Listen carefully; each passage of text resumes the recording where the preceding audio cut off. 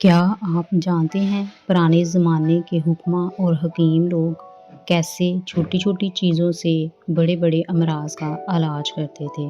کہتے ہیں کہ حضرت لقمان اپنے بیٹے کو نصیحت کرتے، بیٹا دل گھبرائے تو نیم کے پتے شہد میں ڈبو کر کھا لینا۔ آج میں آپ کو ویسے ہی 7 عجیب و غریب مگر حکمت بھرے ٹوٹکے بتاؤں گی جنہیں سن کر آپ حیران بھی ہوں گے اور یقیناً فائدہ بھی پائیں گے۔ نمبر 1 ہے دل کی گھبراہٹ کے لیے۔ اگر کبھی دل گھبرائے تو 3 تازہ نیم کے پتے شہد میں ڈبو کر کھا لو۔ نیم کا کرواہٹ دل کو طاقت دیتی ہے اور شہد اسے نرم کر دیتا ہے۔ نمبر 2 ہڈیوں کو مضبوط کرنے کے لیے۔ بکرے کی ہڈی کا گودا دودھ میں ملا کر پیو۔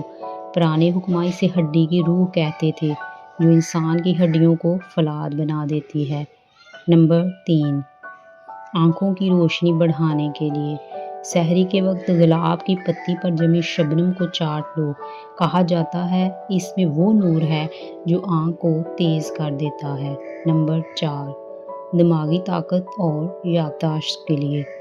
صبح سویرے 7 بھیگے ہوئے کشمش کے دانے اور 1 چٹکی کلونجی کھا لو۔ کشمش دماغ کی غذا ہے اور کلونجی ہر بیماری کا علاج ہے۔ سردیوں میں ٹھنڈے ہاتھ پاؤں کے لیے۔ ادرک کو گرم راکھ میں دبا کر رکھو اور بعد میں کھاؤ۔ یہ جسم میں آگ جلا دیتا ہے جو سردی کو باہر دھکیل دیتی ہے۔ نمبر 6 بھوک نہ لگنے کی شکایت میں۔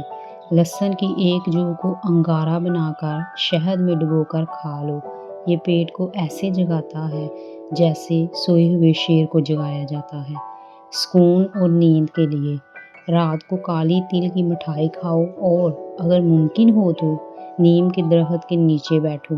نیند ایسی اترتی ہے جیسے رحمت کا پرندہ۔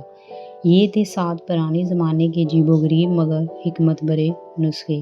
اگر آپ کو یہ ویڈیو پسند آئی ہے تو لائک کریں، دوستوں کے ساتھ شیئر کریں، چینل کو سبسکرائب کریں تاکہ آپ کو مزید ایسی ہی حکمت بھری رینڈم وزڈم ڈوز ملتی رہیں، اور کمنٹ کر کے ضرور بتائیں آپ کو ان میں سے کون سا نسخہ سب سے زیادہ پسند آیا ہے۔